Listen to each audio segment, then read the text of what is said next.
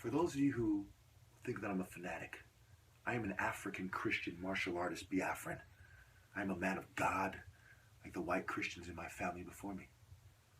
Like the Biafrans in my family, like the tribe of Judah, those who stayed true and tried to talk sense into those who did not. I am the voice of reason in the Jewish-controlled world.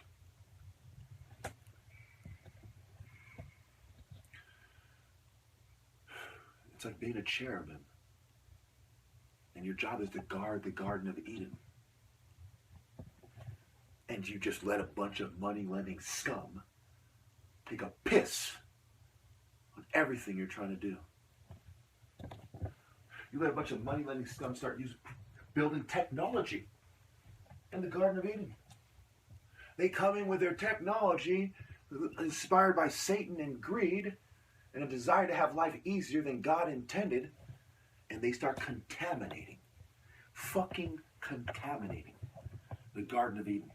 And you're supposed to sit there while they play pedophile Greek with their technology and poke fun at you. You tell me what the fuck you would do before you sit there, you sniveling dog, like I'm a fanatic. I am a man who's true to his ancestors, he's true to his God. Yes, I will take it to the extreme, but I am right. I feel God's wrath. I feel his judgment coming soon. I'm going to do exactly what he inspires me to do. I am not some mini pussy. I am Samson, Solomon, Joshua,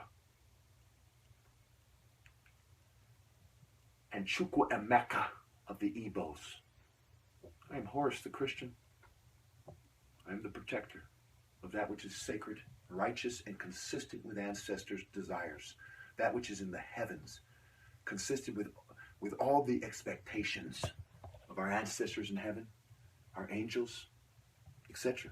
And as someone who's part white, I refuse to let white people use being white as an excuse to separate themselves from God. That is a disgrace. Okay? No more of that. Cut that shit out right now. If you want to see your ancestors again, you need to do the right thing. All of you. It goes double for all of you who think I'm playing, and then I'm just talking to them. If you don't, then it's about the same. Okay, so when you talk about psychology and the psychological effect of religion, yes, religion does play a powerful, powerful role in the mind. That's why atheists and scientists describe it as, and pagans describe it as powerful psychology, when really it is just the truth, you know. So let's talk mind, body, and soul. The Middle East is the mind. Eurasia is the body. And Africa is the soul. So you have on one shoulder, depending on which way you stand, which way is left and which way is right, depends on where you stand. So you need a compass to understand it, right? There are the people who went to the right, and there are the last righteous people left, is one way to look at it. Okay, to help you remember who's the devil and who's not. Okay, basically it's the old, one of us always lies, and one of us always tells the truth. And because these religions are centered in the Middle East, that's the impression they leave on the mind when you miss the soul, because the soul is not there, right? You can't see the soul. You're there with your mind, you're there with your body, you assume there's a soul, right? So with Africa, it's the same thing. You have to make that correct assumption to understand what is going on. Africa is the soul, the higher self, the falcon. That's why Set and his people came to we're operating in the north, in Lower Egypt, which is the north, because the Nile itself flows south to north, which is confusing, right? Because it confuses you. It's the only river in the world that does that. So this whole thing is about understanding. It's about using martial arts insight and to understand what they're saying. So while you're reading the Bible as a Christian man and you're hearing them give them advice, Joshua used the sun at Jericho and so on, and they're using, they circle the city and so on, right? All these things, right? Capoeira, inverted kick, spinning, Igbo spinning around, doing capoeira with the Angolans who mostly invented it and so on. So when you look at this thing, man, don't you see how it's all connected? This is part of our culture. This is who we are. The Masons forcing their Western Roman perspective on who we are is not who we are on our minds. They are the materialistic guys on your shoulder. Regardless what race you are, we are all Africans. That's the message of Christianity. We are all God's children. So wherever God made man, whether it's in Ethiopia or in Iraq or Saudi Arabia, wherever God made man first, okay?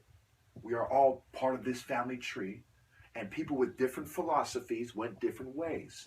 And some of the people who went with them are people who really are good people, because we all have those African genes. So we have the mind. Some people are white with the mind, body, and soul of a good person, okay?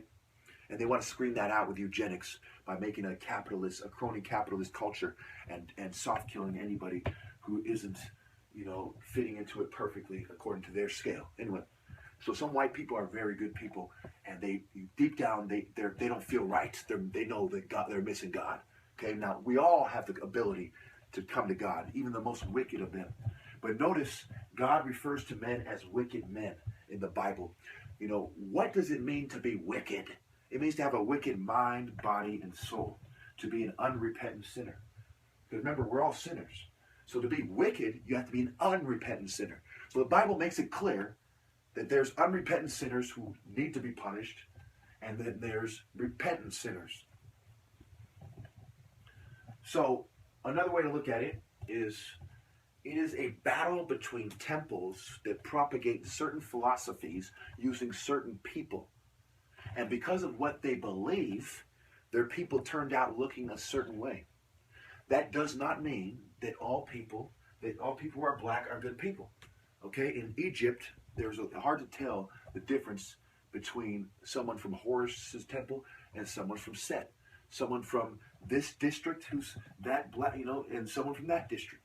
Okay, there was these little nuances and idiosyncrasies most people miss, so they don't understand why Egypt must be black, because they have an appalling inability to read between the lines and put things together in a way that is factual and no shit. It's like, I'm missing my keys, I was just in the car, they're probably there. I go there, oh look, there they are. You see what I'm saying? Some people have an appalling inability to do simple shit like that, and they just listen, they just look at the TV, oh, I see what you're saying. I see what you want me to believe. I'll believe it if I can, live the American dream. What the hell? On some level, not all of us, but those of us who do not carry their cross, they make that choice. They say, well, if you want me to conform, to fit in, and abandon my Christian morality, it is the very degrees of that is bringing down, society. Okay, so here are all these people who listen to my message, right? The sheep of Jesus hear it. You think when the sheep of Jesus hear a prince of evil from the Judah line, there's not triggering something in their soul? We have been bred to be men of God, and the eugenicist knows it. They will downplay that and say, well, it's just that they have a mental illness. No. We have genes that over time have made us more receptive to the gospel because of who we are and who we are related to. Okay? Everyone can be saved.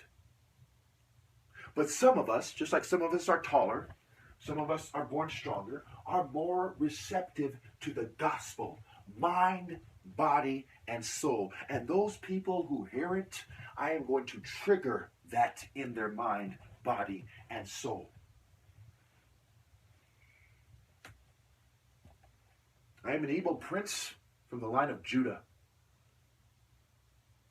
Do you think I fear any of you pagans that betrayed us? Who fought the greatest for God, and who was jealous, turning to pagan idols because they felt insufficient, recruiting any member of Judah they could find who was effeminate and weakly looking too? Read Nahum 1-3. Read the whole book. Thank you. Now, I'm not an instigator. I'm just getting you to understand there is a line. Jesus came to divide, and I'm pointing out, hey, look, he already divided us. There's been a line in the sand. Don't get it twisted. You want to talk about this globalism? Globalism is in direct conflict with the teachings of Christ for many reasons. We're supposed to divide. To each his own. You want to be a Caesar-like bitch? Go be one. Don't force us to be one by combining everyone under Roman philosophy. Okay? If that doesn't piss you off, picture this. Okay, picture a pagan group of people in a bar staring at a group of Christians in Rome. Nigga, what the fuck are you looking at? You damn Christians are rabble-rousers. You're going to accept our version, man. Fuck all that. Okay? You know, just because I'm a man of God, you know, doesn't mean I'm going to take this shit from a fucking scumbag like you. And they all get up, and we all get up. You know what I'm saying? You say, you know what? You know, I apologize. You know, we all had a little bit to drink. You know what I'm saying? And then they, boom, they run their fist across the nigga jaw and his arm. Boom, bang, bang, bang.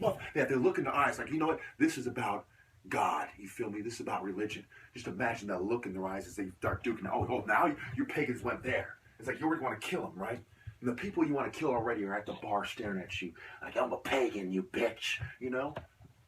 And it gets set off. You know, I'm talking about, you know, teeth flying out, crack, no love at all, haymakers, you know, blows. You're better off getting hit by a sword. You know, the kind of blows are being flown. Boom, be laid out, bow, you know, boom, bow. Heads are getting bashed against tables and walls, chairs, bow, you know. So you tell me that I'm supposed to fucking like these sniveling enemies of God who have infiltrated the church that Jesus would have whipped with something similar to the Pharaoh's flail. We clear? Can now imagine some African martial artists. Some are voodoo type of guys. Some are Christians. And they're looking at each other, you know. You know, the voodoo guys are like, you fucking house-ass nigga.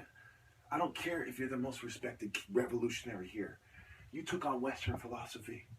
We are pagan scientists and we know better. You know?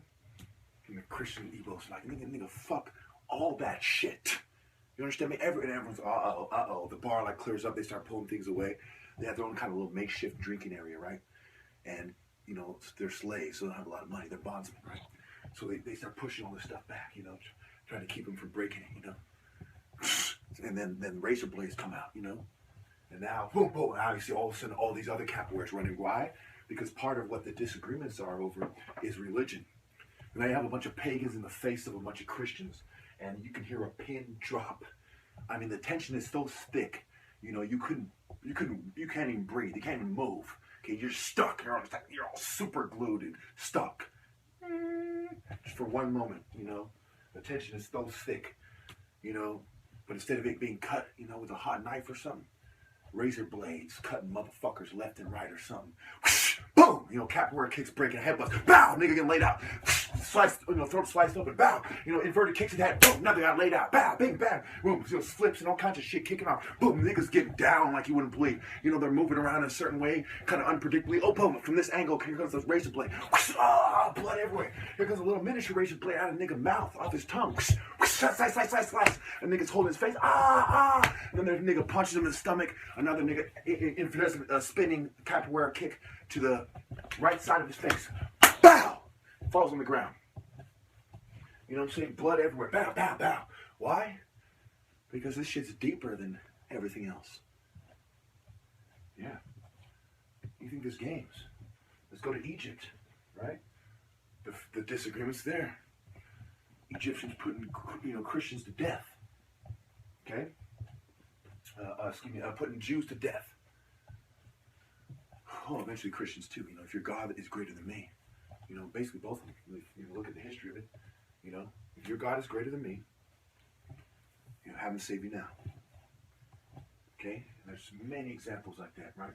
So you have a long history of people fighting each other, inquisitions, and all kinds of things, right? So let's not get anything confused. We are not friends with the pagans. We do not meet pagans halfway. We do not help them with their new world order. We are men of God. You understand me? The pagans belong on the wrong side of our sword, if you get my drift. And I'll leave it there.